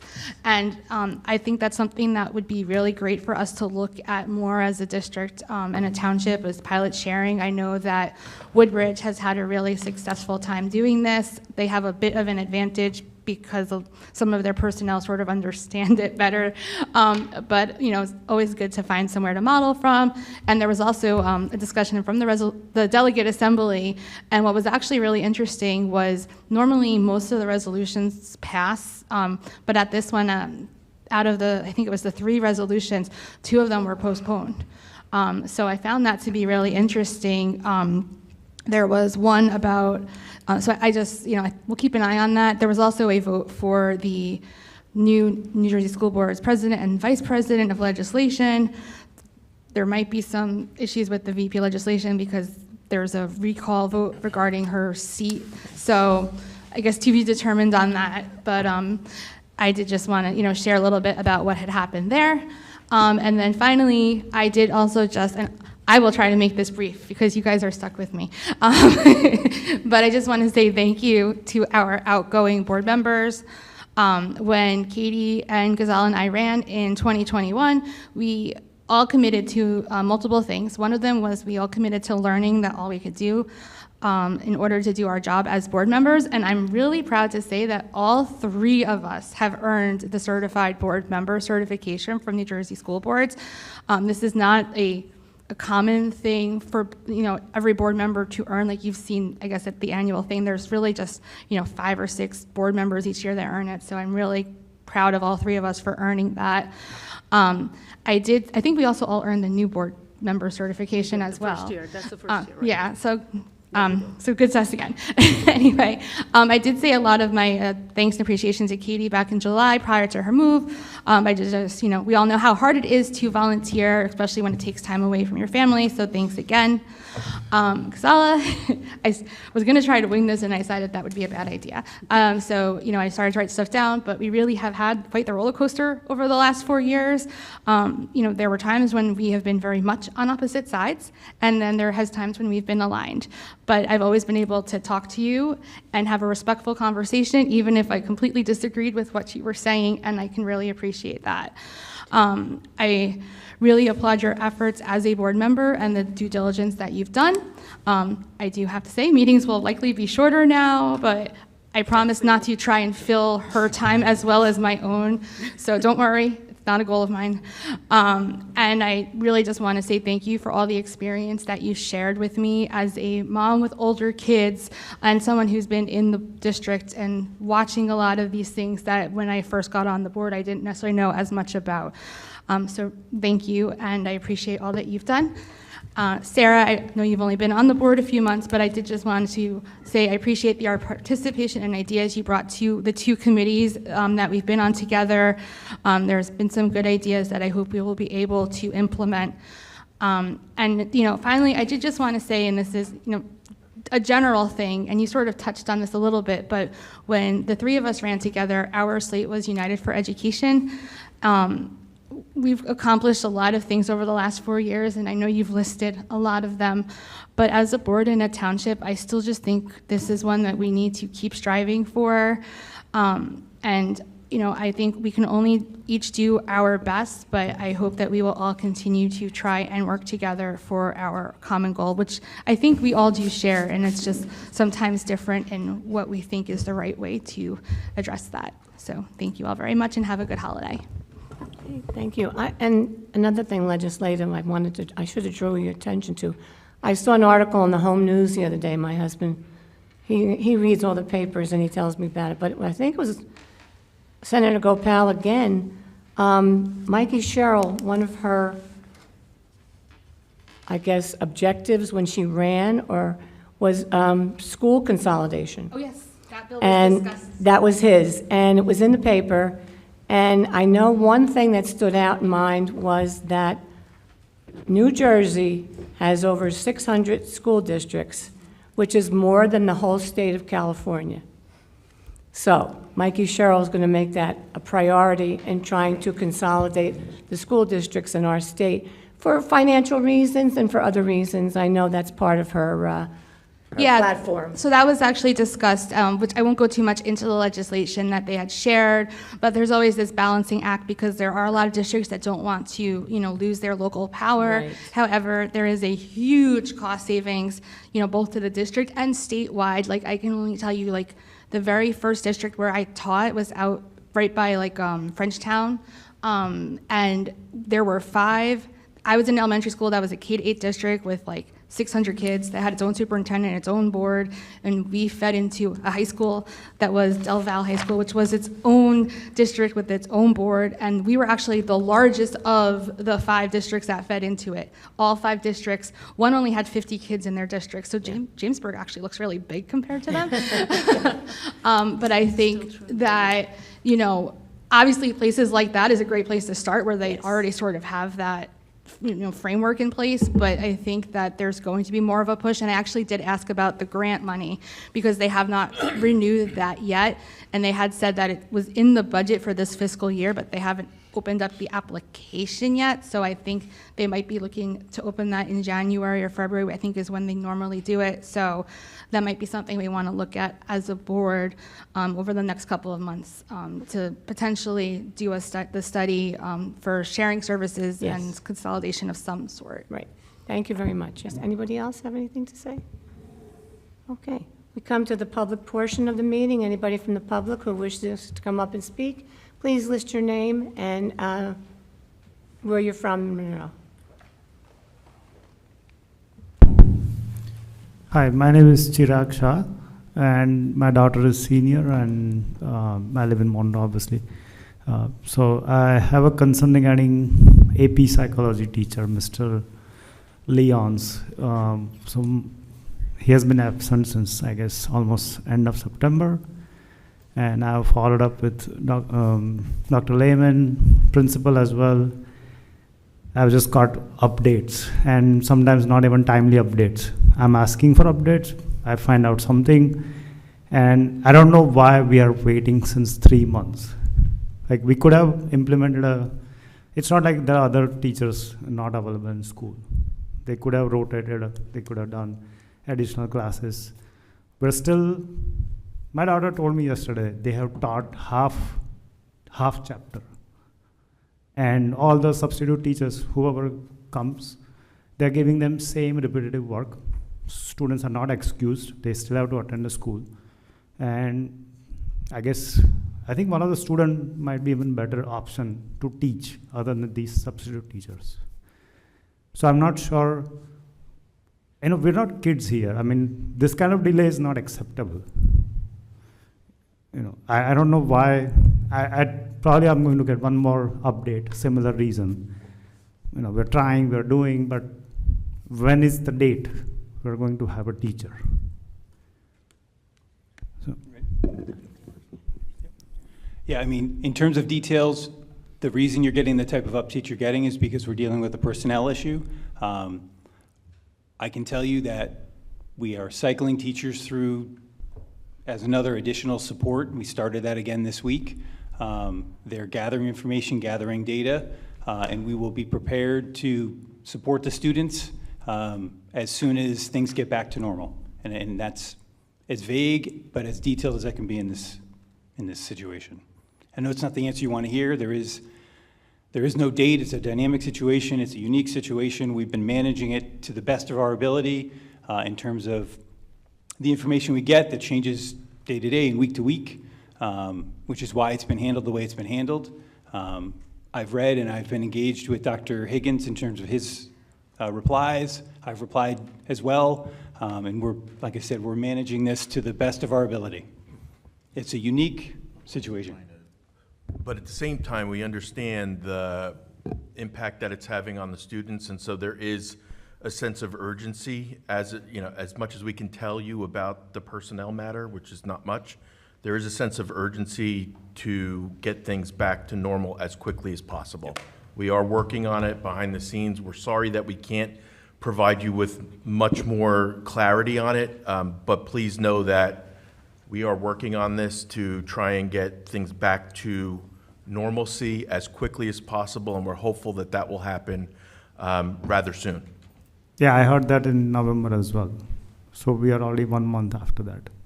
So what's the consequences? Tell me, if this keeps going on for after 2 months, what are we planning to do? Kids are supposed to drop the subject? Are we going to tell all the colleges where we are saying, we have taken an AP class, we could not finish the class, or we probably have a bad grade because our school gave us a hope that we will have a teacher? Allow students to even self-study, worst case.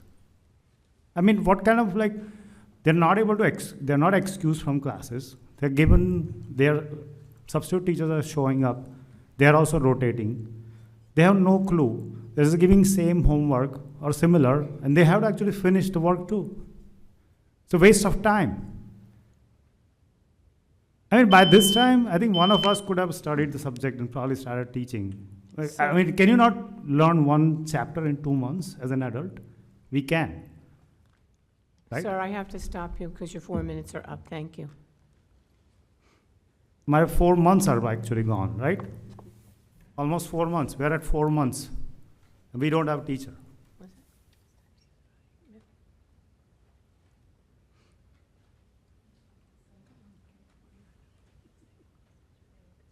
April Gardner, Monroe Township. I was going to go home, and then I heard mention I believe, the online Oprah request, right? So I had gone there and I wanted to share with you what I saw, because I think it's important. I was looking at that because I wanted to get some information, because I want to better understand the Board of Education and where I live, because I heard too much about, quite frankly, Facebook the last time I was here, and I was very disappointed. So I went on there, and it was very interesting, because in August, when there was the open seat, I believe it was August, I remember being with my mom and saying maybe I should call up, because I have a lot of knowledge about education. I have 10 certs from the state of New Jersey, so I kind of understand what goes on in school. And when I looked at that, I noticed that the resumes that were sent to apply for that, to be interviewed, to serve for that interim, the opening, which the lovely lady just gave, her little speech goodbye, they're there in entirety. And I don't think that anyone who went forward with good, faith, and they sent in these resumes, and I was like, what is this? All of this personal information, things, quite frankly, that should be redacted about someone, are right on the Oprah. So say you went on AppleTrack to apply to be a teacher, right? And you give everything out. It's as if you were to photocopy that, comes out to 24 pages. Once everything comes out and you're done on AppleTrack with the complete application, that's like putting that up there. And I don't think that's appropriate. And I think that maybe you should ask, if there ever comes out again, if you want to just have the interview with the person. Because if you run for office, you certainly don't have to give out your private employers. You don't have to give all this information. And that's right there for someone to read about everyone who applied to be interviewed, to be then selected to serve for that short period of time. And I know that if that were me, I would be quite disappointed to know, because every request that is made online remains open. So you don't have to make it for another request. You can just look on the side. And they're there because this is all new and people are doing it. And they come right up on the side, prior requests come up. So their letters are there. And the other thing I want to quickly add is about consolidation. My brother Charles was very, very involved with consolidating Seaside Park schools with Toms River. It is not easy, it has to be approved, and sometimes it's not in the best interest of the community when that happens. Course, yeah. And you have to absorb staff. The staff is not going to be let go from the prior school district. They're going to travel with the school, and they have to be absorbed. And that's one of those little things. So, and that's what he learned from that. But anyway, think about redactions on personal information if it comes up for an Oprah request, because it will be on those. You shouldn't even give out the resume. They didn't apply for a job, right? They applied to serve. I was very, very surprised, and I wanted to share. Okay, thank you. Thank you for your comments. Anyone else wishing to speak this evening?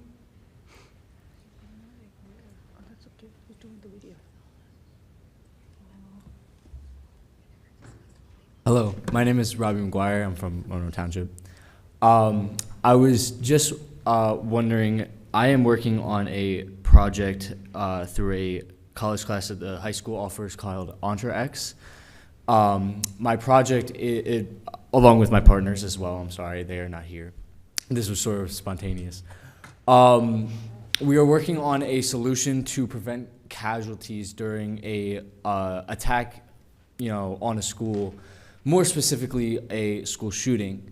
And so our product that we have right now is a version of a bulletproof desk that you can efficiently combine together to make a barrier, and also combine together to build a barrier on the door frame so that it blocks anybody from coming in. That's just the base idea, to give you guys an idea of what we're working on right now. We do have a good amount of time on this, but I just wanted some feedback on, and the board's opinions on, if that would be something that, if it were a product, it were affordable, and it was practical to implement into a school, would our school district be interested in what's the word, investing into it. Investing. You want me to take it? Go ahead, Dr. Lehman. So I would invite you, and we can meet. We can meet with Dr. Higgins. We can meet with our Director of Security and have a conversation about what your idea is. You know, we certainly could give you feedback from our perspective as the district leadership and from our perspective in terms of how we view security. We're not going to share any of our security protocols or any of the unique things we may have in place to prevent or support us in managing a situation like that. But we can certainly give you some feedback, just broad feedback and general feedback from a lens. I don't know if the board specifically has feedback on that. Typically, the way the process would work is we would evaluate safety tools. We would bring them to a committee, have them review that, share the process we went through, and then the board would take action in terms of supporting that purchase or supporting that program. And that's kind of the role and the way that the operations work. I think your starting point would be reach out to me. Since at the high school, we can certainly loop in Dr. Higgins and Mr. Christofoli as our Director of Security.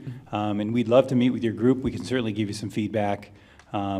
We also have experience with seeing other types of interventions and creative ideas. And I mean, you see the Velcro we have on the doors, and that's, an efficient way for us to, all the doors are locked, and we can, instead of having people stationed by doors with keys, that in a situation they fumble with their keys and try and lock the door, everything is locked. We just pull that Velcro efficiently, and the origin of that idea could have been a student somewhere, right? So we'd love to hear that. We can certainly give you some feedback. I appreciate that. I just want to say, I like the word affordable and safety and security, because that's what I went to with Middlesex County, and it was on safety for 2 districts, South Plainfield and Woodbridge. They have the metal detectors in their schools, and it looks like the TSA at the airport. All the children have to come in, the students have to put their book bags on the conveyor belt, and if they're caught with anything, they try to get through it with vaping. A lot of the vape stuff was caught right in the beginning, and they had a pile of it. But they said 97% of the students in both districts actually complied with the instructions on going through the metal detectors, putting their stuff on the conveyor belts, and if anything, and then if they found anything, of course, they called the parents and talked to them. But if it wasn't warranted, any kind of discipline, it was just taken care of. So, and they used Evolve. I don't know, I think the name's on that information I gave you, Dr. Lehman. Okay. If you want to look into that too, Dr. Lehman can tell you the name of the company that they both used. But it was quite expensive. I think it wasn't even outfitting all the schools. It might have been just the high schools and middle school. It was like $295,000, which is in that PowerPoint. Yeah, no. So I liked your word affordable, because nobody's safe. We all think we're safe, but no, we're not. And we have to consider the teachers and the students and anybody that's in our buildings. So that's great. Great ideas. I loved all what you said. So meeting with Dr. Lehman sounds wonderful. So keep up the good work. I really appreciate that. And yeah, when this idea, I know my time was up, I'll be quick. When this idea was formed, one of our first goals was how can we make this very affordable so that it won't impact the school's budget too much, depending on whatever district wants to invest in it, whether it's a district like this where we have a good amount of money, or a smaller district where they won't have as much funding. And the other thing is we want it to be something that can be implemented seamlessly. Yeah. So metal detectors, they're very efficient and very good, well working, but it's very obvious that they're there, and it makes it feel like less of a school. Our product is going to look very similar to a regular school desk, like a wooden school desk, so that you don't have that feeling of I'm in a prison. You have that feeling of I'm in school, but you also have that extra layer of safety Protection. if needed. Yes, wonderful. Thank you guys so much for your time. Thank you very much. Have a great day. Good evening again, Chrissy Skirby, Monroe Township. Madam President, we are all aware that you will soon be taking the stand in the lawsuit filed by Dr. Chanley. And before that day comes, this board and this community deserves clarity. Because when you walk into that courtroom, you will be under oath. You won't be able to spin a narrative, hide behind prepared statements, or rely on political alliances. You will be legally required to tell the truth. And that's exactly why I'm standing here tonight. There have been conversations, witnessed by board members, where threats of revenge and getting even were made in connection to Dr. Chanley's evaluation. These conversations did not happen in private fantasy. They happened in real time with real consequences for this district. You told Dr. Chanley in the fall of 2024 that you would get even with me for not including your statements in her evaluation the year before, and you told her that you would give her a bad evaluation. And on May 5th, 2025, you made good on that threat to get even and made a motion to put her on administrative leave. No discussion by the board, just a plain and simple act of revenge at 1:30 in the morning, when you knew you secured the votes through lies and manipulation of board members. So the question is simple. When you take the stand, are you going to tell the truth about what you said, or are you prepared to lie under oath to protect yourself? This isn't about politics. This isn't about personalities. This is about whether the president of the Monroe Township Board of Education intends to uphold the law or manipulate the court to cover up a very personal vendetta. Our district has been dragged through enough chaos because of grudges, retaliation, and behind-the-scenes scheming. Staff morale has been damaged, public trust has been shattered, and for what? Ego? Control? Revenge? So let me put this plainly. You can either walk into that courtroom as a president who tells the truth, or walk in as somebody willing to gamble your credibility and your legal liability on a lie. The community is watching, the court is watching, and every board member here will know exactly which path you chose. Anyone else from the public wishing to speak this evening? If not, can I have a motion to close? Can I just Yes. really quick point, just clarification. I don't want to extend it, but I thought there were a couple of things. There was I don't want to make, I don't want to give details because it's some of this is confidential stuff, but there's something that we would have to vote on. HIBs for next month that were. It was in here.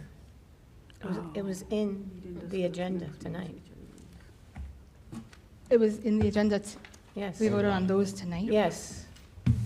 I think what Ms. Ratner means is the discussion we usually have about the Right. HIVs. Right. For the following months. No. Months. There. So we never asked any questions is what you're saying? Right. Yes. We usually, you'll say, like, are there questions? If there were any, we would go, or we're not doing that this time. That's what I'm confused about. I know the ones that we listened to, we voted on today, but there were the ones that were in our closed session area that we discussed, and then there was also a couple other things that we were told would be discussed today that we didn't. Do we have a closed session? If they don't need to happen, then She's right, there was another case. Right? I don't want to go into too much detail because I don't know how much detail I can go into, but there were two things that are not things we can't talk about that we said we would talk about today. And then there was also the one, the HIBs for next month voting on. I don't have anything else of an attorney-client nature to discuss in an executive. If you're talking about like litigation or anything, I'm not. Right, there were two that we had gotten things back about that we said, like when you actually said that the board should discuss it collaboratively.